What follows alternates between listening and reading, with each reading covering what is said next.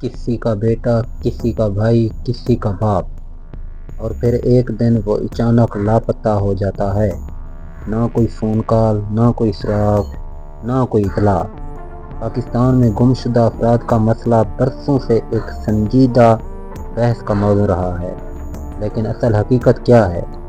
کیا یہ صرف ایک انسانی مسئلہ ہے، یا اس کے پیچھے پیچیدہ سیکورٹی اور قانونی عوامل بھی شامل ہیں؟ آج ہم اس موضوع کو متوازن اور تحقیق شدہ انداز میں سمجھنے کی کوشش کریں گے۔ 2000 کی دہائی کے بعد جب دہشت گردی کے خلاف عالمی جنگ شروع ہوئی تو پاکستان بھی اس کا حصہ بنا۔ مختلف علاقوں میں سیکورٹی آپریشنز ہوئے، خاص طور پر بلوچستان، کراچی۔ اس دوران کچھ افراد کے لاپتہ ہونے کی خبریں سامنے آئیں۔ میڈیا رپورٹس کے مطابق بعض خاندانوں نے دعویٰ کیا کہ ان کے پیارے بغیر کسی عدالتی کارروائی کے غائب ہو گئے ہیں۔ یہ معاملہ آہستہ آہستہ قومی سطح پر بحث بن گیا۔ حکومت پاکستان کا موقف یہ رہا ہے کہ کچھ افراد دہشت گردی میں ملوث تھے، کچھ سرحد پار چلے گئے، کچھ کیسز میں معلومات مکمل نہیں تھیں۔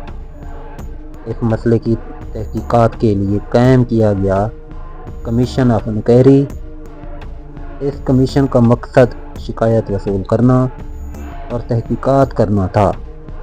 سرکاری اعداد و شمار کے مطابق کئی کیسز ٹریس بھی کیے گئے۔ دوسری جانب انسانی حقوق کی تنظیمیں کہتی ہیں کہ بہت سے خاندان برسوں سے انتظار کر رہے ہیں۔ کچھ کیسز میں شفاف تحقیقات کی ضرورت ہے، جیسے human right commission of Pakistan. یہ تنظیم مختلف رپورٹس میں اس مسئلے کو اجاگر کرتی رہی ہے۔ بین الاقوامی سطح پر ایک حساس انسانی حقوق کا مسئلہ سمجھا جاتا ہے۔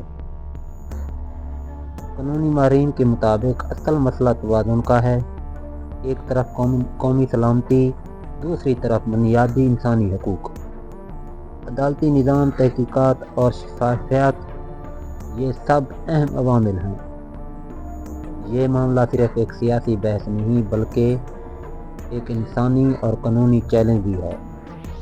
گزشتہ برسوں میں کچھ اصلاحات کی کوششیں بھی کی گئیں، قانون سازی پر بات ہوئی، کمیشن نے رپورٹس پیش کیے، لیکن یہ موضوع اب بھی مکمل طور پر حل طلب سمجھا جاتا ہے۔ سوال یہ نہیں کہ مسئلہ موجود ہے یا نہیں، سوال یہ ہے کہ اس کا حل کیا ہو سکتا ہے۔